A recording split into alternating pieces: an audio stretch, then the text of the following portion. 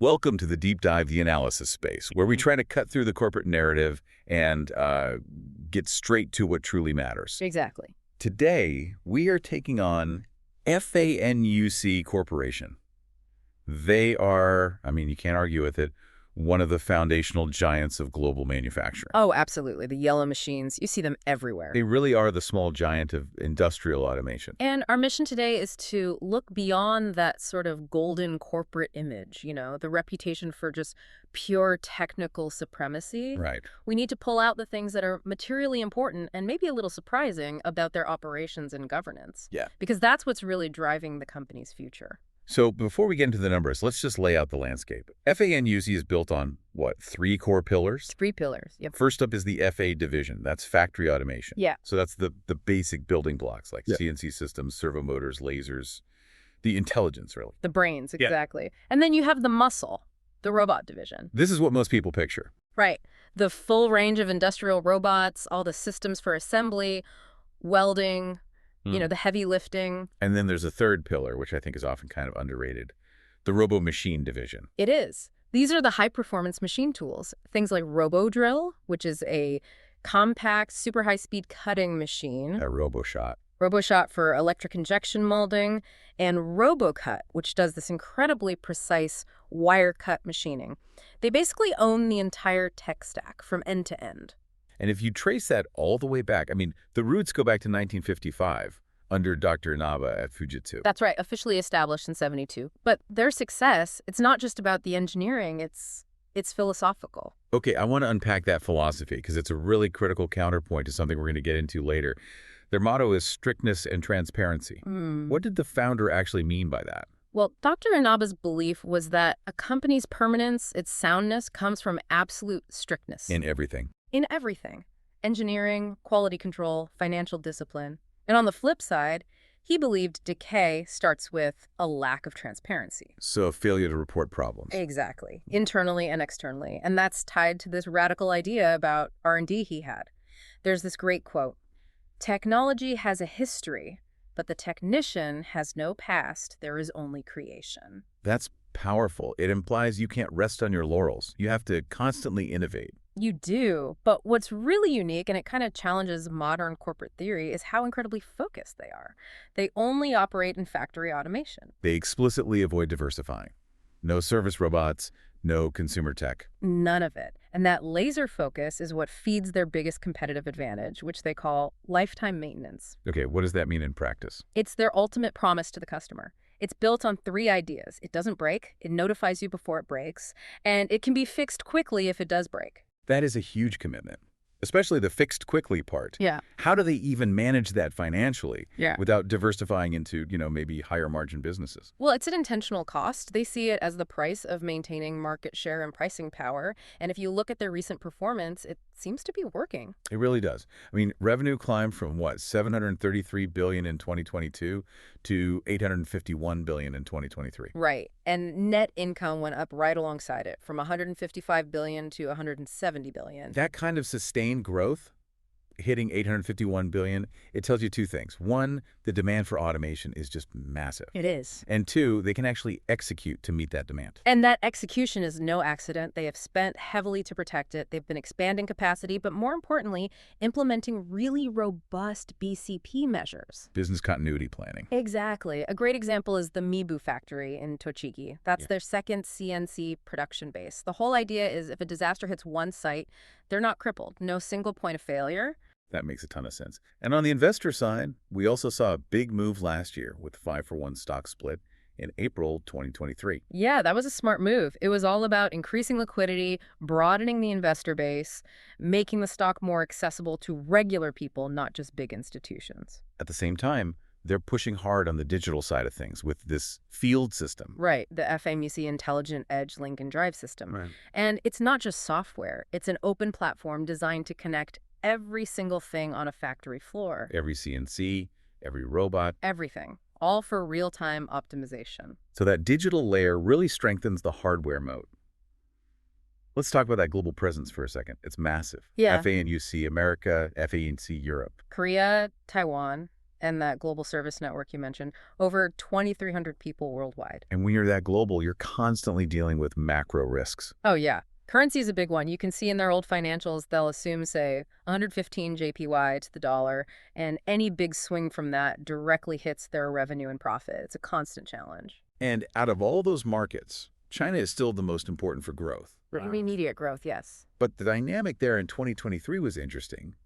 FA sales, the automation side, they dipped a bit. They did. Management said it was mostly backlog and some lockdown disruption, but the robot segment, that told a completely different story. And this is where you get a real insight into China's industrial shift. Exactly. Robot demand stayed incredibly strong, and the demand engine was deep. It wasn't just one thing. You had the auto sector, especially EV battery manufacturing. Which is huge. Huge, but you also had big growth in IT, in PCB manufacturing, and even the solar power industry. It tells you the automation trend in China is structural, not just cyclical. Of course, we also have to touch on the geopolitical risks they faced. I mean, the war in Ukraine had a direct impact. It did. Their Kiev office was small, just 6 employees, but they had to be evacuated quickly. And everyone was confirmed safe. Yes, thankfully. And they noted that some business has cautiously resumed. They also provided humanitarian support, about €1 million, through the Japanese Red Cross. It shows that even a company this focused on tech can't escape, global crises. Nobody can. Okay, let's pivot to the core of this. Yeah. The key business drivers and the critical risks that are going to define FANUC's future. There's a massive tailwind, but also an enormous governance risk. Let's start with the tailwind, the EV transition. Right. What's so interesting here is how the global shift away from gas-powered cars to EVs is a huge growth catalyst for FANUC. Instead of disrupting them, it actually turbocharges their core business. So it's not just more cars means more robots. It's more specific than that. Way more specific. It boosts all 3 of their pillars. Yes, you get more robots for things like battery assembly, but you also see a huge jump in demand for their RoboMachine tool. Well, you need RoboShot for the high-precision lens molding for all the sensors and cameras in a modern EV. And CNC demand goes through the roof because you need it for the complex molds and lightweight metal parts that are all over the EV supply chain. So their R&D is aligned with this, like the new servo that reduces energy loss. Exactly, the ED servo. It cuts energy loss by 10%. A 10% reduction. That might sound small. Mm.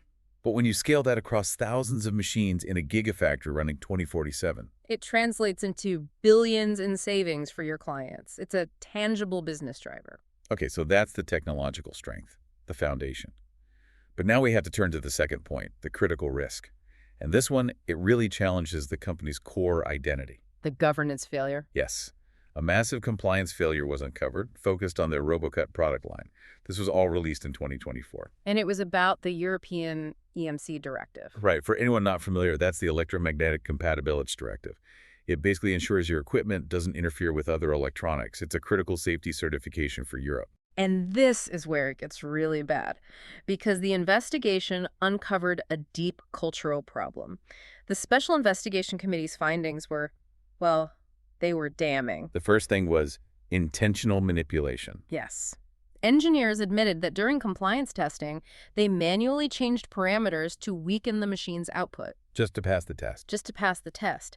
It artificially lowered the electromagnetic noise so they could get a fraudulent pass certificate. And then came the even more unbelievable part, the mass production omissions. This is the kicker. The countermeasures, the fixes they applied to the machine that passed the test, they were intentionally not applied to the mass-produced machines they sold to customers. So the certification was completely meaningless for the products out in the field. Completely. And the committee traced the root cause back to just severe organizational failure. They said it was internal pressure for cost savings, tight schedules, but most importantly, A culture where bad news wasn't reported up the chain. the exact opposite of transparency. A profound failure of that founding philosophy. So management's response had to be dramatic. The CEO took a 30% pay cut for a couple of months. But the real structural change is this attempt at a cultural overhaul. They're creating a new independent quality management division. Okay, hold on. I have to challenge that. Does creating a new division really fix the problem? Or does it just insulate the development teams from the responsibility of compliance? That is the essential question going forward. How does it fix the culture of not reporting bad news? Well, the intent is to restore strictness by creating this powerful independent body. This new division will have the authority to actually halt shipments if products fail quality checks. That's a lot of power. It's unprecedented power. But you're right, whether it can actually change a culture that's been built over decades that remains to be seen, it's a huge gamble to rebuild that trust. Which brings us to the third driver, which is all about rebuilding that trust through technology. The digital moat. The field system is central here. It is. The field system is where they're using AI and IoT right at the manufacturing edge. So the data processing happens on the factory floor in real time. Not in the cloud. Not waiting for the cloud. And this is what allows them to deliver on that lifetime maintenance promise. The benefits are just massive. Give us a concrete example. Okay, a perfect one is AI thermal displacement correction. Machines heat up when they run, which can cause tiny errors. So you have to warm them up first. Right, maybe for 30 minutes before you can do a high-precision job. With the field system's AI, it can correct for that heat in real time. That 30-minute warm-up gets cut to just 5 minutes. And that 25-minute gain across hundreds of machines day after day Is a monumental boost in productivity. And it cuts energy use. That's how a digital moat becomes a real competitive advantage. So let's quickly touch on their capital allocation because they manage a huge amount of cash. They do. They have a historically strong dividend policy.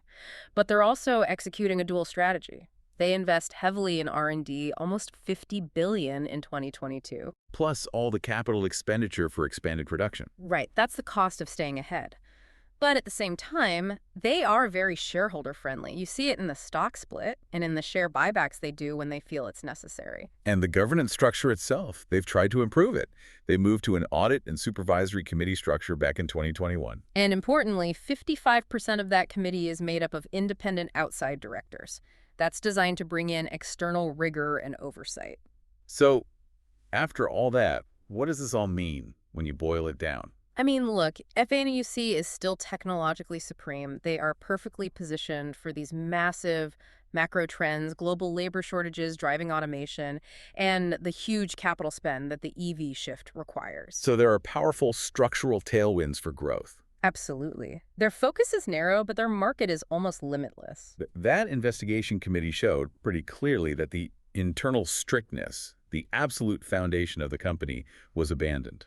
At least it was for the RoboCut line. The compliance risk, which was kind of hidden behind those great margins and strong growth, was very, very real. Management has responded dramatically. This new quality management division is a huge move. It is. But the real question now, for you, for investors, for the whole industry, it isn't whether the market for automation will grow. We know it will. The real question is whether this new division, armed with this rediscovered philosophy of strictness and transparency, can actually eradicate the cultural roots of corner cutting. And guarantee the absolute unwavering reliability that the entire Yellow brand is built on. The challenge they face now is cultural, not technological.